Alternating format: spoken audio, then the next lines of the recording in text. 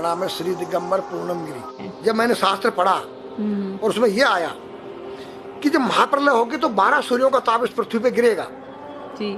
और मैंने आंख खोल के देखा तो एक ही सूर्य दिख रहा है, 11 और नहीं दिख रहे।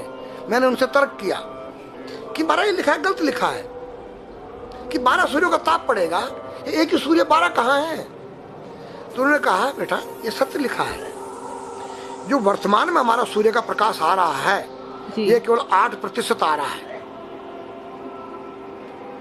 92% ओजोन परत पर रुक जा रहा है, जो अल्ट्रावायलेट किरणें जिसको कहते हैं। ओके। यहाँ केवल 8 आ रहा है विटामिन डी को लेकर, रेडियम से युक्त होकर। जब ओजोन परत फट जाएगा, टूट जाएगा तो 12 96 डिग्री जब तापमान आएगा तो 12 सूर्यों का ताप पड़ेगा। ये पूरी पृथ्वी आग का गोला बन जाएगी। नागा का स्वरूप है जी, ये महादेव का स्वरूप है जी, एक बालक का स्वरूप है जी। बालक में क्या चीज नहीं होती है? निर्मल मन जन सो मोई पावा, मोये छल छिद्र कपट नहीं सुहावा। तो बच्चे के दिल के अंदर न काम है, न क्रोध है, न लोभ है, न मोह है, न मद है। और नंगा किस तेरी गोद में बैठ जाए, नंगा उसकी गोद में बैठ जाए। तो नागा का रूप एक बालक का स्वरूप होता है जिसके अंदर से विकार रहित हो जाए, उसका नाम नागा है, सन्यासी है, संन्यासमया। तीनों गुणों से रहित हो जाना। ये जो गांजा भांग है ये क्या करता है? तुम्हारी मनोशक्ति को जो है बुरे कामों से डरा देता है, या तो कोई यूज करके देखे। दारू जो है वो तुम्हारी मनोशक्ति को उत्तेजित करता है, पिछली बातों को याद दिलाता है। दूसरा तुम्हारी जो है भांग गांजा तुम्हारी काम वासना को जो है दबा देता है। तो नारी के नंगे स्वरूप को 5 व्यक्ति देख सकते हैं। मेरे पास एक डिश है और जो चुटिया होती है वो एंटीना है, जो तुम्हारे जो यहाँ से कुछ तरंगे बाहर को जाती हैं, कुछ अंदर को आती है। 5 कर्मेंद्री, 5 ज्ञानेंद्री, 10 उस रथ के घोड़े हैं और बुद्धि रूपी उसमें लगाम है और ज्ञान रूपी चाबुकर बोलने वाला उसमें स्वयं सारथी कृष्ण है। तो आज हमारी संस्कृति बदली गई। ये आज हमारे लड़के लोग खड़े होकर पेशाब कर रहे हैं, ये हमारी संस्कृति नहीं है। न मुसलमानों की संस्कृति है, न हिंदू की खड़े होकर पेशाब करना। जैसे अगस्त मुनि ने 3 चलू में समुद्र पी दिया। मैंने पूछा महाराज वो मावा जी का कितना बड़ा पेट था?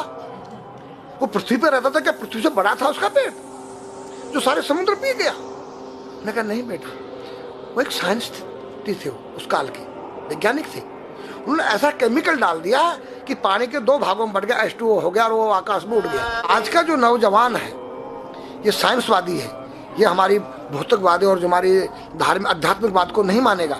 इसको तुम साइंस के द्वारा अध्यात्मवाद को मनवाएगा तो मानेगा। जैसे मैं सूर्य को जल देख करके मैं हर बीमारी का इलाज कर देता हूँ। बताओ कैसे? कैसे बाबा? सूर्य उदय हो रहा है, ये जैसे सूर्य मान लो इसको जी, और मैं यहाँ खड़ा हूँ तो हम दोनों एक ही डिग्री पर हैं जी, सीधा। इसकी जो किरण आ रही है वो सीधी आएगी।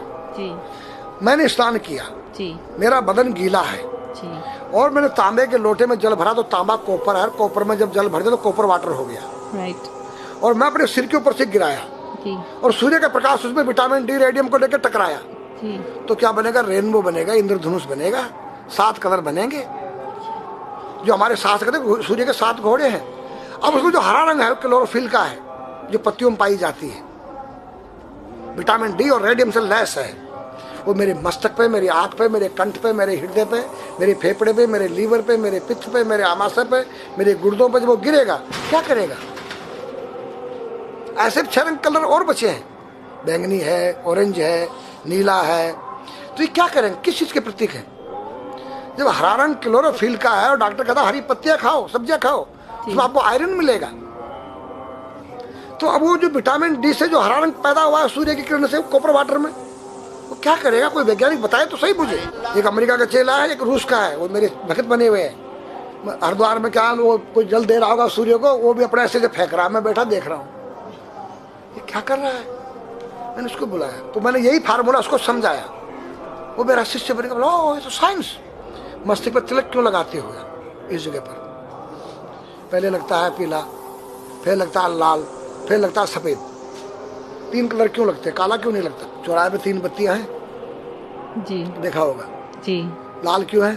फॉर डेंजर स्टॉप, खतरा है, या डेंजर, खड़े हो जाओ, खतरा है। जी। पीला देखो चलना नहीं है, हाँ, देखो रेडी रहो, देखो। और सफेद चल सफेद सफेद तो यहाँ है उसमें- ना, हाँ चावल लगा रखे हैं ना मैंने हाँ सफेद, हाँ वहाँ हरा है। वहाँ हरा है, ready to go. Go Yeah. हरा गो है। जी। नहीं सफेद, अगर युद्ध हो रहा है, गोलियां चल रही है, सफेद झंडा लहरा दिया जाए। पीस, शांति का प्रतीक है। चावल ठंडा होता है और हमारी यहाँ पर सुषुम्ना नाम की नाड़ी है, जी लाल कलर है कि तुम इस योग सहयोग में आके तुम बैठ सकते हो कि नहीं, ये माहौल तुम्हारे योग्य है या नहीं, या जुआ चल रहा है या शराब पी जा रही है, क्या तुम बैठ सकती हो? देखो पीला कलर है, देखो, आना नहीं जाना नहीं, देखो ओ खतरा है या ठीक नहीं है, चलो। और सफेद शांति, जी क्या यहाँ शांति है, बैठ सकते हैं।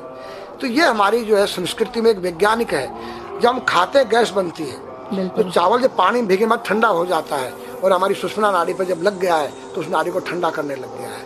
उस नाड़ी से कोई गर्म गैस को ऊपर चढ़ने नहीं देगा और हमारे सिर ब्रह्मांड में, हमारे सिर के अंदर कोई ऐसी वायु गैस जाकर तुम्हारे सिर को परेशान नहीं कर सकता है। तो मेरे पास जितने हमारे शास्त्र पुराण ग्रंथ हैं, ये साइंस है। मैं साइंस के द्वारा इन वैज्ञानिकों को समझा सकता हूँ और रगड़ा सकता हूँ। कहा जाता है कि नागा बाबा जो हैं वो कुंभ मेले के बाद विलुप्त हो जाते हैं, ऐसा कुछ है क्या? ऐसा नहीं है। जैसे हम गंगोत्री धाम हिमालय में रहते हैं, जी वहाँ मुझे हिमालय पसंद आया। जी क्यों? कि तुम गर्मी से बचने के लिए तुम्हारे रूम में एसी लगी है, जी ठंडा पानी पीने के लिए तुम्हारे पास कृत्रिम जो है फ्रिज लगा है, जी हवा लेने के लिए तुम्हारे को पंखे या कूलर जो है कृत्रिम लगे हैं।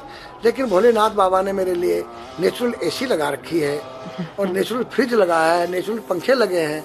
जो मैंने सब कुछ त्याग दिया, छाती में तो मैं कुछ लेके नहीं जा सकता हूँ, चाहे मेरे पास अरबों खरबों रुपया हो, जी खाऊंगा मैं उतना ही जितनी मेरी पेट के अंदर भूख है।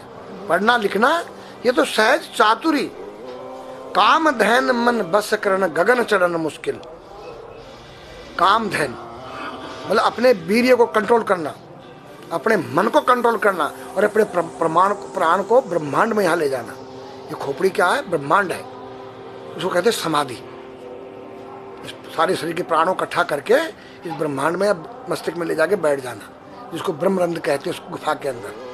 ये तीन वस्तु मुश्किल है, बाकी सब आसान है। अपरिग्रह मतलब उतना रखो जितना तुम्हें आवश्यकता है, अधिक मत रखो। अब तुम अष्टांग योग जो है पतंजलि लगा रहे हो और व्यापार बिजनेस चालू है, मेरी दूध को ले लो, टूथपेस्ट ले लो। अब मेरा आयुर्वेदिक अंडरवियर आ गया है। मैंने बोला वो कैसा है कि मैंने गंगा जल में जड़ी बूटे के रस में धागे भिगोए थे तब बनाया था। और मेरा दावा है कोई कितना योग कर ले कोई स्वस्थ नहीं रह सकता है, क्यों? खान पीन तुम्हारा केमिकल, वायु में तुम्हारा केमिकल, पानी में तुम्हारा केमिकल। अब जो तुम आरओ का पानी नहीं पी रहे हो, उसके पानी के गुण ही नष्ट हो गए सब। उत्तर को सिर करके सोना क्यों मना किया है साइंस ने? हमारे शास्त्र ही मना करते हैं। हम उत्तर को सिर करके सोएंगे, दक्षिण को पैर करके। हम जब उठेंगे तो हमारी दृष्टि कहाँ? दक्षिण की तरफ जाती है। दक्षिण में यम का वास होता है। और जब दक्षिण को सिर करके सोएंगे तो हमारा मुंह उत्तर को जाएगा। उत्तर हिमालय है, भगवान शिव का कैलाश है। साइंस कहता है कि पृथ्वी के उत्तर ध्रुव दक्षिण ध्रुव है। पृथ्वी कैसी है पता है? तेरा सिर, सेम तेरा चेहरा 23.5 डिग्री के अंश पर है। ये थोड़ी सी चुटिया नाप लेना अपनी प्रकार लेकर के, तुम भी नाप लेना, तुम भी नाप लेना, मैं भी नाप लूँ चाहे। ये थोड़ी सी चुटिया 90 पर नहीं है, ऐसे तिरछी झुकी हुई है। ये चुटिया, ये थोड़ी है